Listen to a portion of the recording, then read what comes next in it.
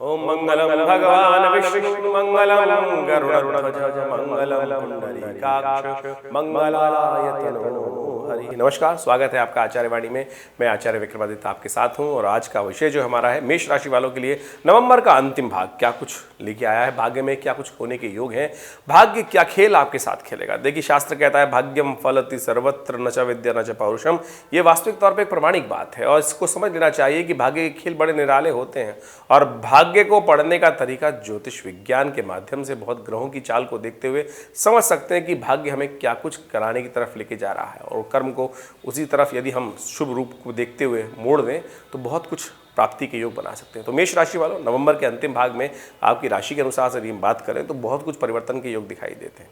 एक तो बड़ा महत्वपूर्ण परिवर्तन यह है कि बृहस्पति आपकी राशि में ही चल रहे हैं, उस वक्त राहु से के ग्रास से हट चुके हैं, लेकिन सामने शुक्र देव आने वाले हैं इसी नवंबर के अंतिम भाग में और बृहस्पति और शुक्र का समसप्तक योग बनेगा और कहा जाता है कि ये बड़ा विचित्र योग माना जाता है और इसके द्वारा एक तरफ से दैत्य गुरु, एक तरफ से राक्षस गुरु, दोनों आमने सामने होंगे। तो आपको अपनी चालों पर ध्यान देना पड़ेगा।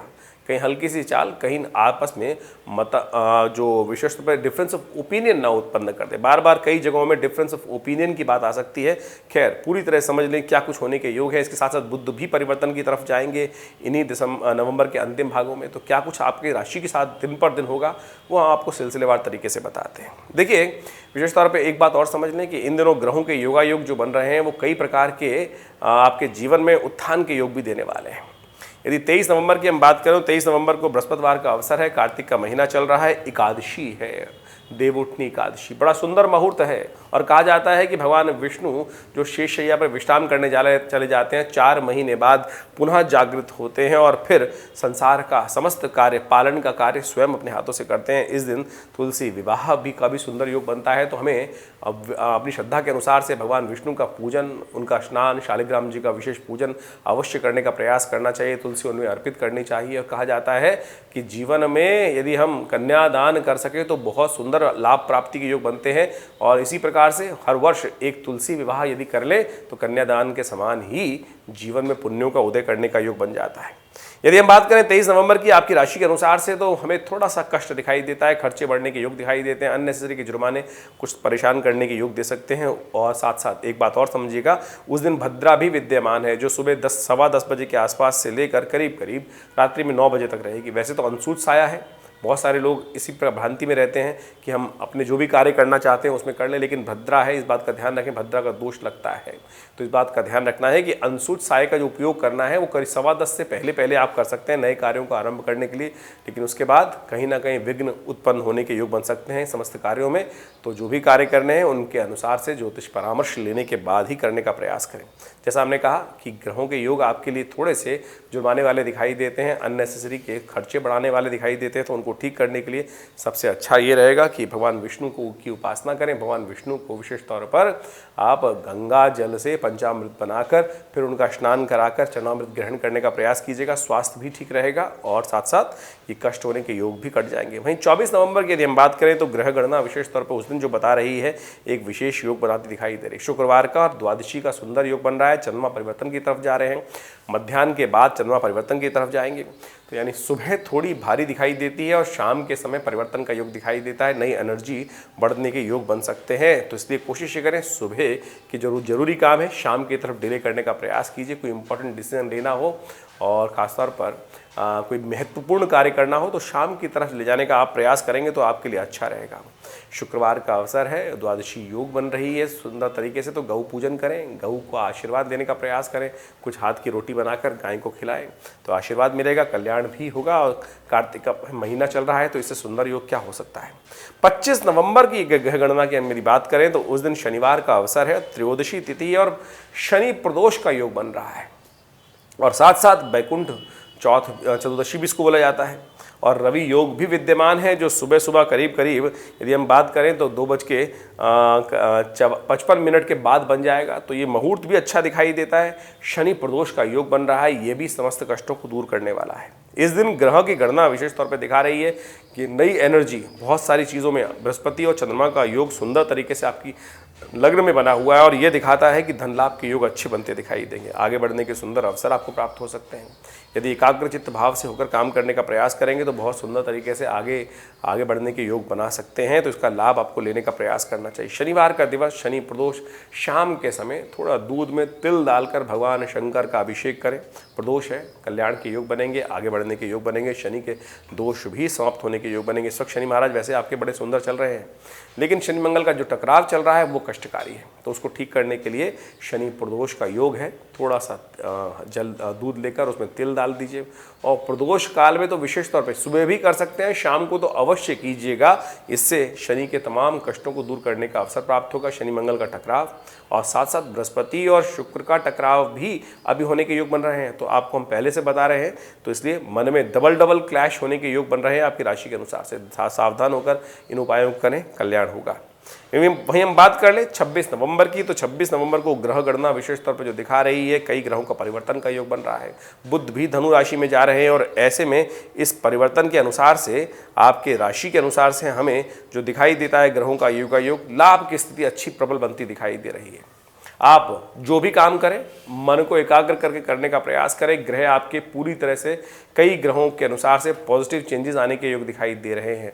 आपको स्वयं भी कुछ दिनों से लग रहा होगा कि आपके मनोमस्तिष्क में पॉजिटिव चेंजेस आने के योग बन रहे हैं, उसका पूर्ण लाभ आपको लेने का प्रयास करना चाहिए। अब समय आ गया है कि उसको अच्छे से यूटिलाइज करने का प्रयास कर लीजिए। देखिए, बुध परिवर्तन की तरफ जाएंगे अगले दिन सुबह करीब 6 बजे के आसपास, और ये परिवर्तन आपके लिए बड़ा महत्वपूर्ण होने वाला है। अष्टम भाव से निकलकर नवम भाव में जो बुध का ये परिवर्तन होगा, ये आपकी बहुत सारी कार्यकुशलता को बढ़ाने का प्रयास करेगा। इसका लाभ अब आपको लेते हुए कार्य करने का प्रयास करना चाहिए। सुंदर योग बन रहा है, आगे बढ़ने का लाभ आप अवश्य लें। भगवान सूर्य का दिन है, सुबह सूर्य का अर्घ्य दें, कल्याण होगा, आगे बढ़ने के योग बनेंगे। वहीं 27 नवंबर की बात करें, सोमवार का अवसर, पूर्णिमा है और बड़ी सुंदर पूर्णिमा है, देव दिवाली।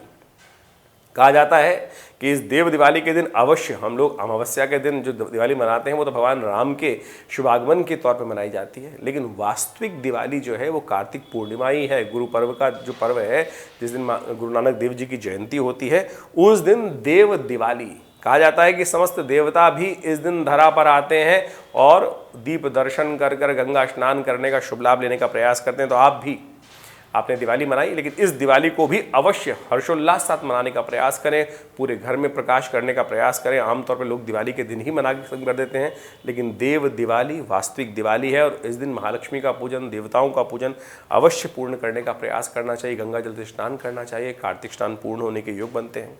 ग्रह योग आपके लिए बड़े सुंदर बने हुए हैं और माँ का आशीर्वाद आपके लिए बड़ा लाभ देने के योग बनाएगा। ग्रहों के यूटिलाइज करने के लिए आपको सुंदर तरीके से आगे बढ़ने का प्रयास करना चाहिए। समय अच्छा है और एक बहुत विचित्र प्रकार, सुंदर प्रकार का योग बन रहा है जो आपके लिए बहुत सुंदर रहेगा। आप किसी भी कार्य को करने से पहले यदि अपनी माता जी का आशीर्वाद लेकर चरण आगे बढ़ाएंगे, कदम आगे बढ़ाएंगे, तो देखिएगा भाग्य भी आपका साथ देगा। तो इसका आपको अवश्य उपयोग करने का प्रयास करना चाहिए। सुबह सुबह बुध आ चुके हैं आपके भाग्य में और ये भाग्य इससे बहुत सुंदर लाभ देने के योग बनाने वाले हैं। तो इस दिन का लाभ अवश्य लें, बड़े सुंदर तरीके से महालक्ष्मी का पूजन करें और कल्याणकारी योग आपके जीवन में अद्भुत बनेगा। यदि हम बात करें 28 नवंबर की, तो उस दिन मंगलवार का अवसर, प्रतिपदा तिथि है, मार्गशीर्ष का महीना आरंभ हो रहा है और ग्रह आपके बड़े अनुकूल है। इस समय में आपको पूर्ण तरीके से काम करने का प्रयास करना चाहिए। धन एकत्र करने का सुंदर योग बन सकता है और सुंदर तरीके से आगे बढ़ने के योग बनते दिखाई दे रहे हैं। मार्गशीर्ष का महीना है, कहा जाता है कि इस मार्गशीर्ष के महीने में भगवान विष्णु का विशेष तौर पर पूजन करने का प्रयास करना चाहिए। ओम पीताम्बराय नमः, इस मंत्र का ओम साथ मंत्र हम बता दें, ओम दामोदराय नमः। इस मंत्र का विशेष तौर पे इस महीने में उच्चारण कर एक माला नित्य प्रति जप करें तो बहुत सुंदर तरीके से भगवान कृष्ण का आशीर्वाद, भगवान विष्णु का आशीर्वाद प्राप्त कर जीवन में लाभ के योग बंद सुंदर बनते हैं। वहीं 29 नवंबर की बात करें तो उस दिन ग्रहों की गणना बड़ी विचित्र दिखाई देती है। इस दिन बृहस्पति के सामने शुक्र आ जाएंगे और शुक्र जब तुला राशि में आ जाएंगे वो भी अपने घर के हो जाएंगे, तो देव गुरु और दैत्य गुरु के परस्पर आपस में संबंध बन जाएगा और ये संबंध संसार के दृष्टिकोण से थोड़ा कष्टमय दिखाई देता है। कहा जाता है कि धर्म के दृष्टिकोण से कई लोगों में मत, जो धर्म के विभिन्न धर्म के मतावलंबी होते हैं, उनमें आपस में द्वंद्व उत्पन्न हो सकता है और इस वक्त देख रहे हैं हम विशेष तौर पर कई देशों के अंदर कैसी स्थिति बन रही है और ये सारी की सारी स्थिति दिखाती है कि कहीं ना कहीं कुछ क्लैश बढ़ने के योग दिखाई देते हैं। आपस में संबंधों को ठीक रखने का हमें प्रयास करना चाहिए। घर में भी मनोमस्तिष्क में परिवर्तन आने के योग बन सकते हैं, तो इसलिए नीति कुनीति को समझते हुए कार्य करने का आपको प्रयास करना चाहिए और यही परिवर्तन आगे आने वाले समय में जो योग बना रहा है वो विशेष तौर पे ऐसा बना रहा है, कई सरकारों के परिवर्तन के योग बनेंगे। अभी जो इलेक्शन आप हो रहे हैं उनके रिजल्ट देखेंगे दिसंबर के अंदर जो आएंगे, कई सरकारों के परिवर्तन के यानी योग सत्ता परिवर्तन के योग बनते दिखाई दे रहे हैं। ऐसा साफ साफ योग दिखाई देता है। सर्वार्थ सिद्ध योग विद्यमान है। सुबह करीब करीब सुंदर तरीके से सुबह से रहेगा और करीब करीब मध्याह्न तक 2 बजे तक ये योग रहेगा। नया कार्य आरंभ करना हो तो इसका लाभ ले सकते हैं आप। सुंदर तरीके से इसका लाभ लेते हुए कार्य करने का आप प्रयास करें, जीवन में आगे बढ़ने के सुंदर योग बनेंगे।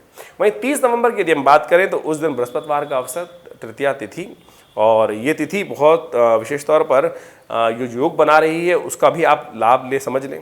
देखिए पुरुषार्थ में वृद्धि करने के योग दिखाई देते हैं, लेकिन कुछ साथ साथ ऐसा भी लग रहा है कुछ लोग आपके टाइम को खराब करने के योग बना सकते हैं। अननेसेसरी काम आपके पल्ले पड़ सकते हैं, तो इसलिए इस बात का ध्यान रखते हुए कार्य करें कि अपने कार्य में थोड़ा स्वार्थी बनते हुए कार्य करें, तभी आप कार्य सफलता की तरफ ले जा सकते हैं। नहीं तो कुछ बहुत सारे बदमाश लोग, शैतान लोग आपके कामों में विघ्न उत्पन्न कर सकते हैं, अपने स्वार्थ के लिए आपके टाइम को बर्बाद कर सकते हैं। तो समय को समझते हुए, कार्य को समझते हुए आपको कार्य करने का प्रयास करना चाहिए। भगवान गणेश का विशेष तौर पर ध्यान रखें। चतुर्थी है, चतुर्थी व्रत इस दिन किया जाएगा। ओम गंगणाधिपतये नमः इस मंत्र का जप करते हुए गणेश जी पर दूर्वा अर्पित करके कल्याण का मार्ग प्रशस्त कर सकते हैं। सर्वार्थ सिद्ध योग दोपहर को 3-5 बजे के बाद, करीब 3 बजे के बाद विद्यमान रहेगा, तो उसका लाभ लेते हुए कुछ नया कार्य आरंभ करना है तो उसका लाभ लेने का आपको प्रयास करना चाहिए। लेकिन उससे पहले इस तिथि में भद्रा विद्यमान रहेगी करीब करीब 2 बज के दोपहर के 25 मिनट तक। तो सुबह से लेकर दोपहर के 2 बज के 25 मिनट तक नया कार्य आरंभ करने से आपको बचना चाहिए, अन्यथा विघ्न बाद में परेशान कर सकते हैं। और कई ग्रहों का योगायोग जो आपके जीवन में चल रहा है उसके बारे में हमने आपको बताया। इन दिनों में नवंबर के अंतिम भाग में विशेष तौर पर मंगल वृश्चिक में जो चल रहे हैं वो विशेष योग बनाते हैं, जिसके कारण से विशेष तौर पर लाल रंग की जो वस्तुएं हैं उनमें विशेष तौर पर धन भाव की वृद्धि होने को दिखाई देते हैं योग। और साथ साथ सोने और चांदी में कुछ गिरावट होने के योग दिखाई दे, यानी प्रेशियस आइटम जो है उनमें कुछ ना कुछ दाम गिरावट होने के योग दिखाई देते हैं। इस पक्ष की यदि हम बात करें तो पिछले पक्ष में एक तिथि घटी थी, इस पक्ष में एक तिथि बढ़ रही है, तो उसके कारण से दिखाई देता है कि जो भाव इत्यादि शेयर मार्केट में काम करते हैं उनमें कोई फ्लक्चुएशन आने की स्थिति बन सकती है। और जिस पक्ष में कहा जाता है कि एक तिथि बढ़े और फिर एक घट जाए, तो कहा जाता है दाम बढ़े घटें, बैलेंस होकर कभी उठाव यानी भाव में गिरावट और उठावट होने के योग बनते रहते हैं। जो भी कार्य शेयर मार्केट इत्यादि में, सट्टे इत्यादि में कर रहे हैं, सावधानी के साथ करने का प्रयास करें तो आपके लिए अच्छा रहेगा। नमस्कार।